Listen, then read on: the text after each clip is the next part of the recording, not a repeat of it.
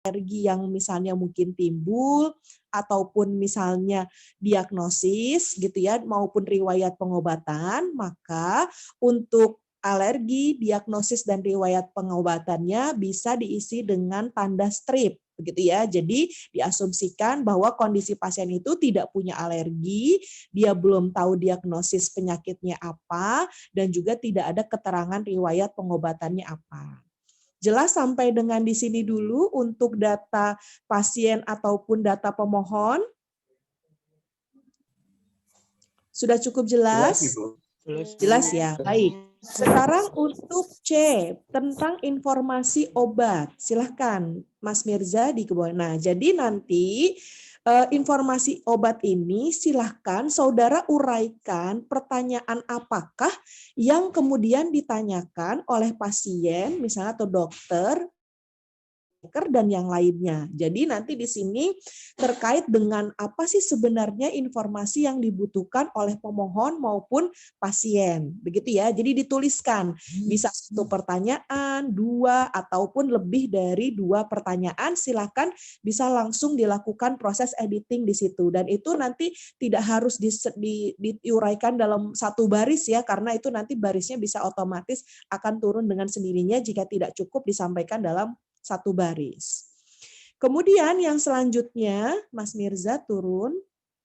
Nah, kemudian silakan isi dengan checklist begitu jenis pertanyaan dari pasien itu terkait apa begitu ya?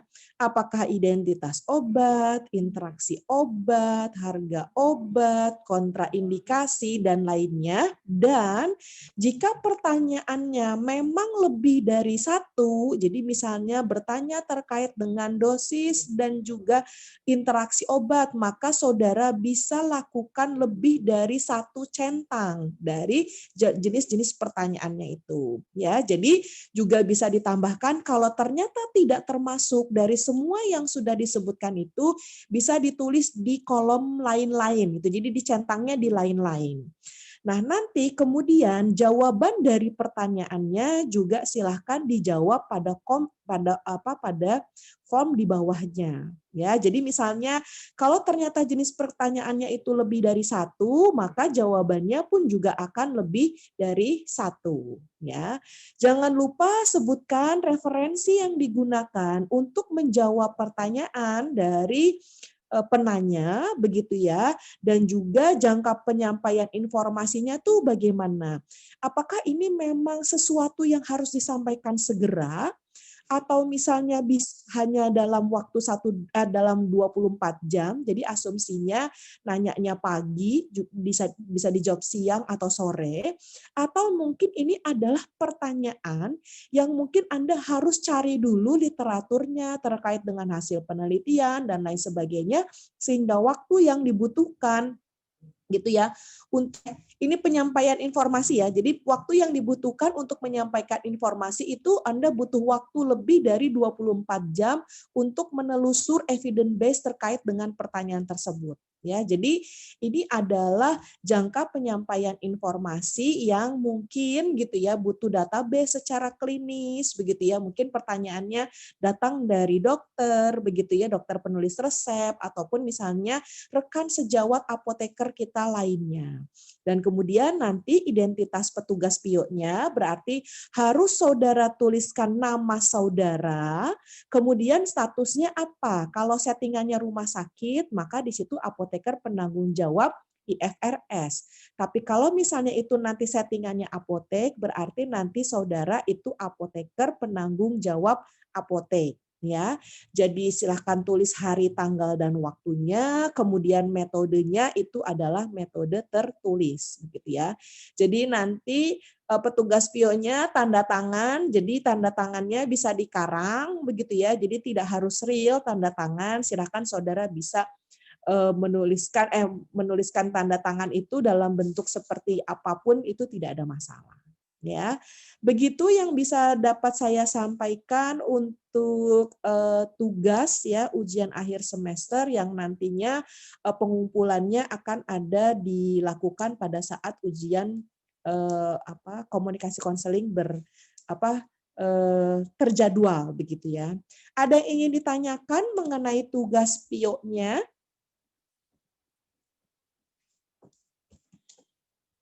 Apakah ada yang ingin ditanyakan untuk tugas PIO? Sudah cukup jelas? Saya izin bertanya, Bu. Baik, dengan siapa Mbak? Rizky, Bu. Oh, Mbak Rizky. Silakan Mbak Ya, Rizky. terkait tugasnya tadi kan ada pertanyaan, Bu. Misal pertanyaan dari pemohon. Nah, apakah ini kita melakukan PIO-nya secara langsung tapi berdasarkan kasus atau bagaimana ya, Bu? Ya, jadi itu maksudnya nanti kan saya kasih kasusnya juga secara tertulis, Mbak.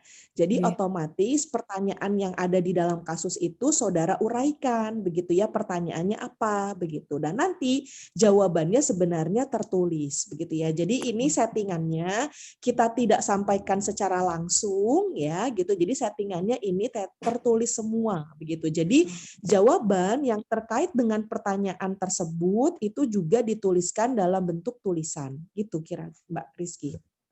Oke, baik Ibu, terima kasih.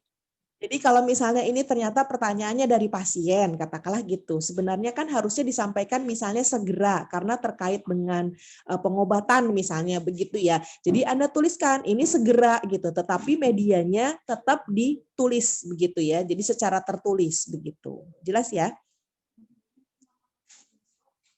Baik, silakan selain Mbak Rizky, siapa lagi yang ingin bertanya?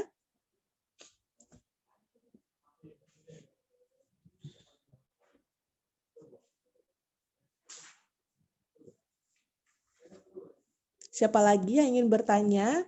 Jadi nanti untuk penyertaan reference begitu ya, apabila itu berasal dari textbook begitu, jangan lupa saudara harus mencantumkan halaman ya yang memuat mengenai pertanyaan yang ditanyakan. Kalau misalnya itu berdasarkan jurnal, maka jurnalnya juga kemudian dituliskan begitu ya. Jadi kalau misalnya nanti jurnal begitu, saya mohon untuk jurnal juga dilampirkan di dalam form PIO-nya ya kalau berupa jurnal. Kalau misalnya berupa textbook atau buku atau misalnya link, katakanlah link misalnya link tersier seperti yang sudah saya tuliskan di materi kuliah, itu cukup saudara tuliskan saja alamat websitenya atau link websitenya. Kira-kira seperti itu ya. Jadi nanti semua tugas ketika sudah saudara buat dalam bentuk Words, kemudian silahkan di-convert ke dalam bentuk PDF, jadi kemudian nanti yang dikumpulkan adalah dalam bentuk PDF-nya. Begitu ya. Jadi nanti ketika misalnya ada jurnal yang harus dilampirkan, maka saudara juga nanti lampirkan semuanya di-combine antara PIO-nya ini dengan lampiran jurnal di belakangnya dan semuanya di-upload dalam satu file begitu untuk format PDF. Karena nanti settingannya di e-learning gitu ya, saya akan hanya bisa untuk attachment gitu ya, filenya itu hanya satu attachment saja gitu ya, tidak lebih dari satu attachment. Jadi tolong dibuat dalam suatu kesatuan begitu ya antara PIO-nya maupun reference yang harus ikutkan di dalam tugas tersebut. Begitu ya. Silahkan ada lagi yang ingin ditanyakan? Bu mau bertanya untuk Silahkan. Dengan siapa ini? saya Arif Mirza, Bu. Oh iya, Mas Mirza, silahkan. Untuk misalnya dapat dari buku berarti di foto terus dilampirkan di Word-nya sini nggih? Kalau misalnya bisa memang di-capture boleh, tapi kalau misalnya tidak apa-apa, tuliskan saja halamannya begitu ya. Tetapi memang semakin lengkap begitu ya reference yang bisa saudara masukkan di dalam tugas ini, itu juga memang nanti akan menambah poin saya untuk penilaian. Jadi bahwa memang betul informasi obat yang disampaikan itu memang berasal dari sumber misalnya sumber tersier atau sumber primer maupun sekunder yang sudah saya sebutkan di dalam slide begitu ya. Jadi memang itu based on kita bilang ilmiah begitu ya. Jadi bukan opini sesaat gitu, tetapi semuanya memang ada acuannya gitu. Jadi memang kalau misalnya memang bisa disertakan begitu, di capture gitu ya, kemudian nanti di convert di PDF digabung sama file ini, itu saya persilahkan Mas Mirza.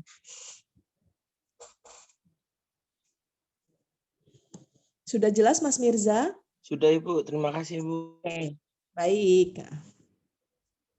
Silakan, ada lagi yang ingin ditanyakan? Sudah cukup jelas? Baik. Untuk yang bahan kuliah, tidak ada yang ingin ditanyakan? Benar ini? Sudah jelas semua ya? Sudah cukup jelas memang sepertinya.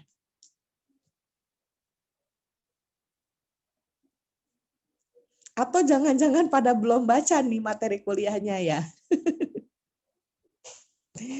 Kalau belum baca nih agak repot juga ya kalau gitu ya. Waktunya sudah, Zoom-nya sudah sekitar 26 menit begitu. Kalau tidak ada, baik begitu ya. Mas Mirza mungkin share slide-nya bisa di-close ya Mas Mirza ya. Oke. Jadi saya mau closing statement untuk perkuliahan di mahasiswa PSPA, utamanya kelas B begitu ya, untuk setengah semester yang saya ampu begitu ya. Jadi saya flashback sedikit begitu terkait dengan perkuliahan maupun tugas yang saya berikan dan nantinya juga mungkin di akhir begitu.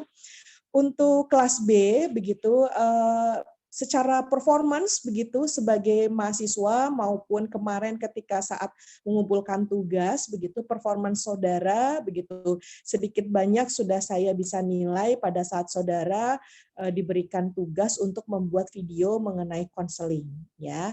Jadi saya berterima kasih begitu atas effortnya gitu untuk mengerjakan tugas di tengah pandemi yang mungkin untuk sebagian orang ini relatif tidak bisa terlalu diantisipasi begitu ya. Kemudian juga dengan adanya kemudian teman kita yang sakit tapi kemudian dia bisa pulih begitu ya dan juga mungkin ada yang harus karena hasil rapidnya reaktif dan kemudian harus melakukan isolasi mandiri begitu. Jadi saya juga hargai saudara masih tetap semangat untuk mengikuti perkuliahan sampai dengan akhir semester ya. Jadi saya harapkan nanti setelah 1 semester ini, saudara akan kami terjunkan ke tempat-tempat praktek kerja di mana nanti tantangannya di masa yang akan datang jelas lebih kita bilang lebih bervariasi begitu karena ada tempat praktek kerja yang memang bisa menerima Anda full untuk praktek selama 1 bulan ataupun 2 bulan lebih. Ada juga praktek kerja yang kemudian nanti akan melakukan praktek dalam sistem kombinasi, ya 2 hari masuk, kemudian 2 hari kemudian di rumah, 2 hari masuk lagi, atau ada yang seminggu masuk, seminggu off, begitu ya. Dan mungkin nanti Anda akan dapat tempat praktek kerja yang sama sekali tidak mau menerima saudara di tempat prakteknya, sehingga nanti pelaksanaan kegiatan PKPA itu dilakukan secara full daring ya. Tapi apapun bentuknya nanti apa yang akan Anda hadapi atau yang akan Anda jalankan selama 1 semester yang akan datang di semester genap, saya harap begitu Anda tetap menyiapkan diri sebaik-baiknya untuk memperoleh performance yang sebaik-baiknya juga untuk penilaian akhir kegiatan praktek kerja, begitu ya. Tolong atur waktu ketika saudara harus membuat laporan praktek kerja, baik di institusi satu maupun institusi lainnya. Harus manfaatkan waktu dengan baik, mengejar, begitu ya, karena nanti di sela-sela kegiatan PKPA akan ada pembelajaran OSCE yang akan kami berikan, begitu ya. Entah itu juga secara daring, ataupun mungkin juga ada yang bisa dilakukan secara luring begitu. Jadi untuk 1 semester ke depan nanti saudara akan mengalami begitu banyak lagi perubahan, kemungkinan seperti itu selama pandemi ini belum selesai dan berarti saudara adalah angkatan pertama dari PSPA gitu ya, yang memang kuliah di tengah-tengah pandemi seperti ini. Kalau kakak angkatannya sebelumnya, mereka 1 semesternya lumayan masih bisa ada yang offline, tapi juga kemudian ada yang online juga begitu ya. Jadi masih separuh-separuh. Nah nanti angkatan saudara ini memang sempat kemarin offline hanya 2 minggu, tapi kemudian kita online kan lagi, begitu ya. Mengingat situasi dan kondisi yang terjadi. Jadi nanti ketika misalnya pelaksanaan semester genap juga mungkin tidak terlalu mulus seperti yang kita harapkan, kita inginnya kalian semua ada di tempat praktek, melaksanakan praktek, begitu ya. Ada yang kemarin juga sudah praktek, sudah berjalan 2 minggu, mahasiswanya tiba-tiba di rumah sakitnya, di bagian tertentu ada yang positif COVID, maka harus dialihkan ke online lagi selama 2 minggu berikutnya. Kemudian setelah dinyatakan aman, mereka kemudian baru masuk lagi di bulan kedua, begitu ya, untuk melakukan praktek kerja. Jadi dinamika yang mungkin nanti akan saudara hadapi di masa-masa yang akan datang itu juga masih sama, mungkin serba tidak pasti. Oleh karena itu, di tengah keterbatasan yang akan saudara hadapi dan akan saudara terima sebagai seorang mahasiswa di PSPA, konsekuensinya adalah keinginan untuk belajar secara mandiri itu yang akan lebih bisa menentukan Anda untuk berhasil di ujian-ujian berikutnya, gitu ya.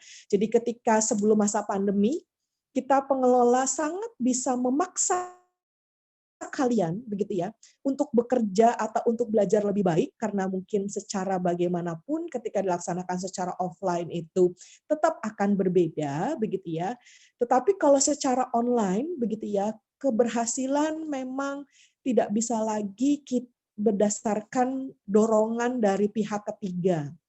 Jadi memang harus saudara yang sadar sepenuhnya bahwa saudara yang harus belajar secara mandiri, memanfaatkan semua yang sudah kami berikan di tengah keterbatasan daring yang mungkin akan bisa saudara terima, begitu gimana caranya saudara akan bisa melakukan ini, begitu bagaimanapun sulitnya, begitu tetap nanti harus gitu ya, melakukan yang namanya ujian gitu ya. Ujian untuk CBT-nya memang yang periode kemarin sudah dilakukan secara offline gitu ya. Walaupun kemudian konsekuensinya bukan pelaksanaan 1 hari tetapi untuk 2 hari pelaksanaan begitu ya. Untuk yang akan lulus kemarin sudah juga keluar jadwal UKAI OSCE-nya dan juga kita akan mempersiapkan mahasiswa-mahasiswa kita di bulan Februari itu untuk menjalankan UKAI OSCE maupun UKAI CBT, di bulan Januari OSCE internal, kemudian juga ujian komprehensif lisan gitu ya. Jadi cukup banyak agenda nanti di bulan depan begitu ya, Januari Februari di Fakultas Farmasi Unwahas, tidak hanya agenda PSPA tapi juga agenda S1 sehingga kami harap saudara semua bisa ikut begitu ya, berpartisipasi gitu ya secara aktif, gimana caranya supaya saudara juga walaupun dihasilkan dari input-input yang memang dilakukan prosesnya secara daring, harapan kami adalah kualitas saudara itu akan tetap sama dengan kakak-kakak tingkatnya yang kemarin sudah kami luluskan secara yang proses pembelajaran secara luring. Begitu ya. Jadi ini tantangan saudara di masa yang akan datang dan ini yang harus saudara hadapi dan mau tidak mau memang harus dihadapi ya. Jadi saya himbau kepada saudara semua siap untuk menerima tantangan menghadapi yang lebih sulit mungkin gitu ya di masa pandemi ini untuk melakukan praktek kerja kefarmasian gitu ya nanti di tempat-tempat PKPA. Dan kemudian terakhir begitu ya, karena nanti saudara itu cuma tinggal beberapa langkah saja untuk menjadi seorang apoteker, saya harap ketika ujian akhir saudara bisa belajar dengan sebaik-baiknya supaya memperoleh hasil baik begitu ya, tidak ada nilai yang jelek dan saudara akan lulus di semua mata kuliah sehingga ketika lulus di semua mata kuliah maka nanti tidak akan pernah ada tanggungan lagi kuliah, saudara bisa fokus untuk melakukan praktek kerja maupun ujian-ujian yang akan saudara hadapi di masa yang akan datang. ya. Dan kemudian bijak-bijaklah mengelola media sosial yang Anda punya sekarang, begitu ya, karena ketika nanti saudara akan melamar pekerjaan misalnya gitu ya, jadi mungkin untuk tahap pertama tidak dulu misalnya mengelola apotek gitu ya, tidak langsung berwirausaha, tetapi mencari pengalaman di luar sana gitu ya. Sekarang hampir semua tempat pekerjaan entah itu swasta itu nanti akan meminta data media sosial saudara gitu ya, untuk kemudian nanti dilihat bagaimana caranya saudara bersosialisasi di medsos gitu ya. Itu nanti akan sangat menjadi pertimbangan bagi perusahaan-perusahaan besar utamanya untuk bisa mengetahui bagaimana karakteristik Anda atau karakter individual Anda ketika Anda menggunakan medsos, ya. Jadi kalau misalnya suka kita bilang mengeluarkan kata-kata yang tidak pantas di medsos begitu, mungkin nantinya itu akan jadi pertimbangan untuk saudara bisa diterima bekerja atau tidak, begitu ya. Karena sebenarnya semua tingkah laku yang saudara tulis apapun bentuknya, jangan lupa jejak digitalnya masih akan tetap terekam, begitu ya. Dan saya yakin tidak akan pernah ada institusi ataupun perusahaan manapun yang akan mau menerima gitu ya karyawannya ketika karyawan ini tidak bisa mengendalikan jari jemarinya untuk menuliskan sesuatu yang kurang pantas di media sosial, ya. Jadi dari sini ke depan saya harap buat mahasiswa profesi apoteker, kalian harus punya karakter yang baik. Karakter yang baik juga ditunjukkan tidak hanya ketika saudara menghadapi secara langsung dari individu yang akan dihadapi, tetapi juga bagaimana Anda bisa memiliki karakter gitu ya, menggunakan media sosial dengan baik begitu untuk hal-hal yang mungkin penting begitu, dan mungkin itu istilahnya akan ada konsekuensinya di masa yang akan datang. Jadi saya harap saudara bisa mulai menahan diri, begitu ya, bijak untuk tidak mengumbar apapun yang ada di media sosial, utamanya terkait hal-hal yang tidak pantas dituliskan ataupun hal-hal yang tidak pantas untuk di-show off-kan, begitu ya. Karena nantinya, gitu ya, kemampuan Anda untuk menggunakan media sosial untuk menunjukkan siapa Anda, begitu, itu bisa menjadi fingerprint saudara di masa yang akan datang untuk bisa diterima bekerja di perusahaan. Ya, utamanya perusahaan-perusahaan besar yang sangat lebih mengutamakan karakter gitu ya. Walaupun misalnya tingkat akademis pun juga itu menjadi salah satu pertimbangan. Jadi itu mungkin yang bisa saya sampaikan untuk sedikit closing statement dari saya gitu selaku pengampu mata kuliah maupun yang saat ini sedang mendapatkan untuk memimpin fakultas ini. Saya harap kalian semua nantinya akan bisa menjadi calon-calon apoteker kami dengan kualitas unggul. Begitu ya. Oke, Bu. Iya, Ibu. Amin. Gitu. Ya, Bu, amin. Ini kayaknya pada belum bangun semua ya. Pada belum bangun semua atau gimana? Gitu. Baik, kalau begitu dari saya tidak ada lagi yang ingin ditanyakan. Jumlah partisipan sudah full 41 gitu.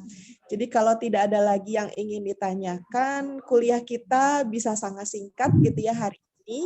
Terima kasih atas kerjasamanya sampai dengan akhir semester. Saya harapkan saudara memanfaatkan waktu liburan ini. Kalau misalnya dirasa ingin refreshing, silahkan gunakan waktu refreshingnya sejenak sebelum nanti saudara akan bersiap-siap untuk menghadapi ujian akhir semester yang terjadwal antara tanggal 11 sampai dengan tanggal 16 gitu ya.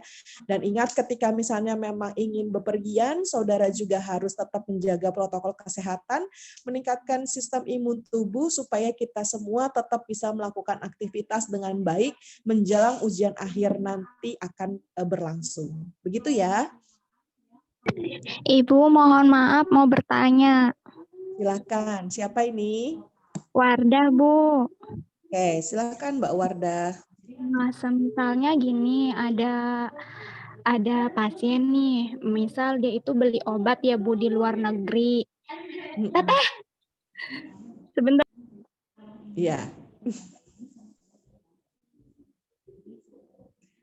Maaf Bu, semisal kan Ya. ada pasien yang beli obat di luar negeri, terus dia itu udah pulang ke Indonesia, terus dia juga mau beli obat itu di di apotik gitu kan Bu. Nah, tetapi kan apotik antara obat yang ada di luar negeri sama di Indonesia itu kayak berbeda. Itu PIO-nya gimana ya Bu?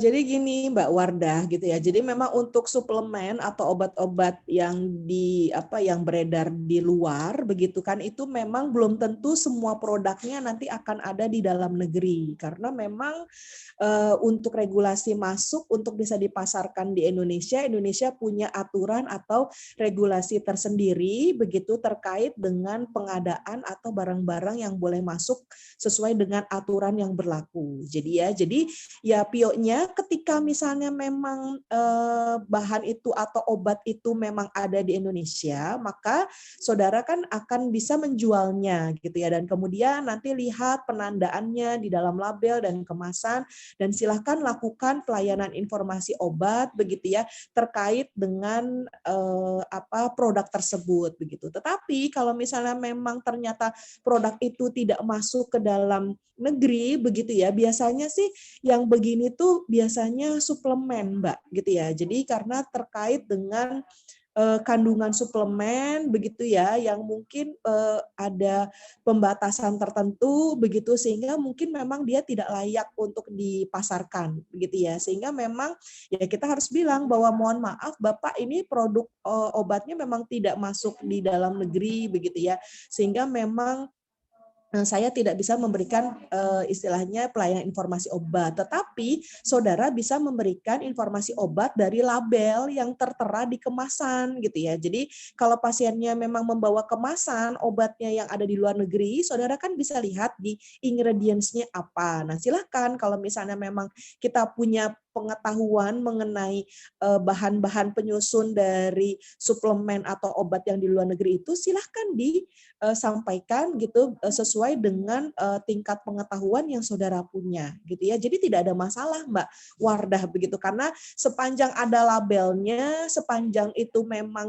saudara tahu isinya apa, komponennya apa, kegunaannya apa, saudara masih tetap bisa memberikan pelayanan informasi obat terhadap produk itu, walaupun mungkin produk itu tidak masuk ke Indonesia begitu ya Mbak Wardah ya.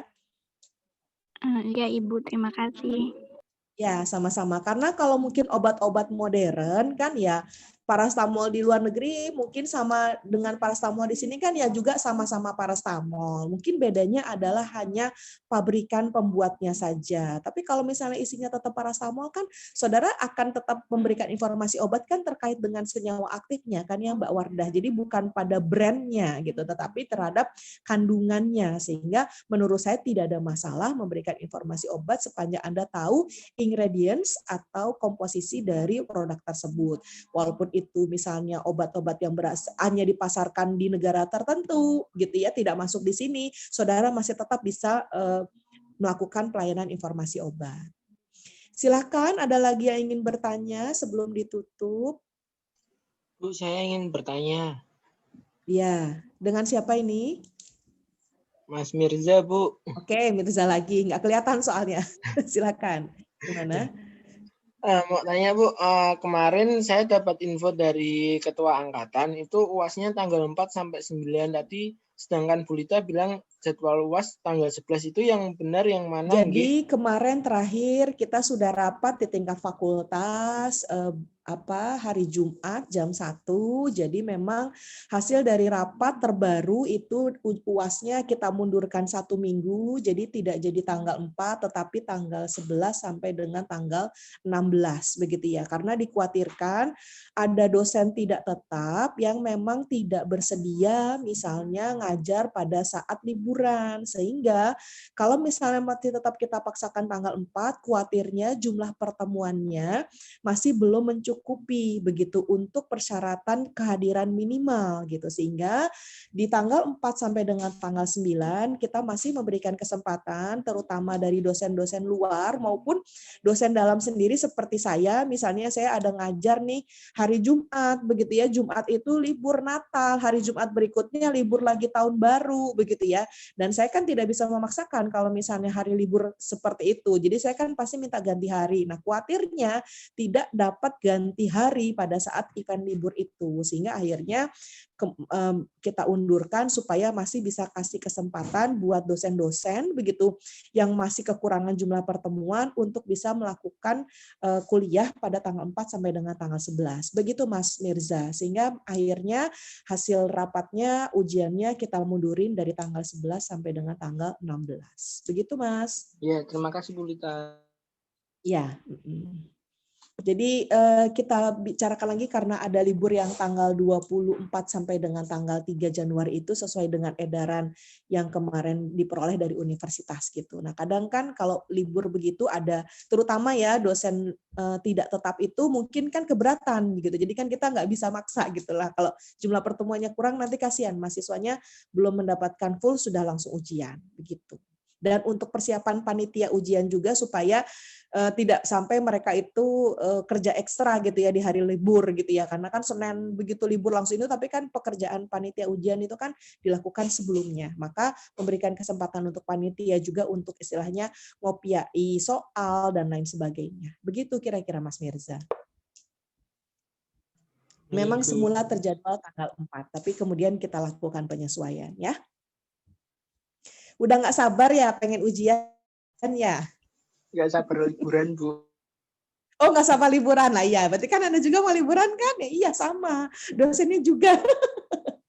Untungnya kalau perkuliahan saya di kelas A ini nanti hari Senin dan hari Rabu ya, komunikasi konseling dan sudah 7 kali pertemuan. Jadi kalau saya bisa bebas liburan, tapi tugas saya di S1 tuh juga masih ada gitu karena hari Jumat gila jadwalnya. Jadi saya juga aduh masa mau ngajar di hari di hari libur nasional atau di tahun baru. Jadi kan saya minta geser tuh ya, mungkin 28, 29. Tapi kalau mahasiswanya mau, kalau enggak gimana? Ya kan? Bu, nggak bisa ini segala macam, ya otomatis kan harus mundur. Maka dengan itu kita pertimbangkan kurang lebih nanti tanggal 4 sampai tanggal 9 masih ada waktu untuk menambal kekurangan jumlah pertemuan, jadi ujiannya tanggal 11 ya. Sama, saya juga udah mau libur kok. Semuanya sama ya. Padahal walaupun liburnya mungkin kita nggak terlalu banyak kemana-mana ya gitu. Tapi kalau saya memang besok saya akan pulang gitu ke Bandung ya karena anak-anak saya di Bandung semua. Jadi saya memang harus menempuh jarak 7 jam perjalanan gitu untuk bisa ketemu dengan anak-anak saya yang sekarang ada di Bandung. Begitu. Baik, ada lagi yang ingin disampaikan? Tidak ada. Untung Zoom kita tidak mati di tengah-tengah ya. Saya nggak tahu juga nih kenapa kok tumben gitu ya. 40 menitnya bisa lewat gitu ya. Padahal sudah lebih dari 55 menit begitu ya. Kita nikmatin saja gitu, nggak tahu karena mungkin pakai handphone ada free atau gimana nggak ngerti juga saya. Gitu. Jadi saya ucapkan terima kasih gitu ya atas semuanya dan presensi begitu. Jangan lupa di Google Classroom ya, jangan lupa klik begitu walaupun sebenarnya di Zoom meeting ini sudah terlihat sudah ada 41 termasuk saya sehingga kan semuanya juga hadir begitu. Tetapi untuk administrasi Anda tetap harus melakukan absen di platform Google Classroom ya gitu. Baik, sekian dulu pertemuan hari ini gitu. Sehat-sehat selalu, selamat liburan, tetap jaga kesehatan, jangan sampai habis liburan malah nanti Anda ngelokro karena setelah liburan nanti Anda harus menghadapi ujian akhir semester. Demikian dari saya. Wassalamualaikum warahmatullahi wabarakatuh. Waalaikumsalam Warahmatullahi wabarakatuh. warahmatullahi Terima kasih Bu Maulida.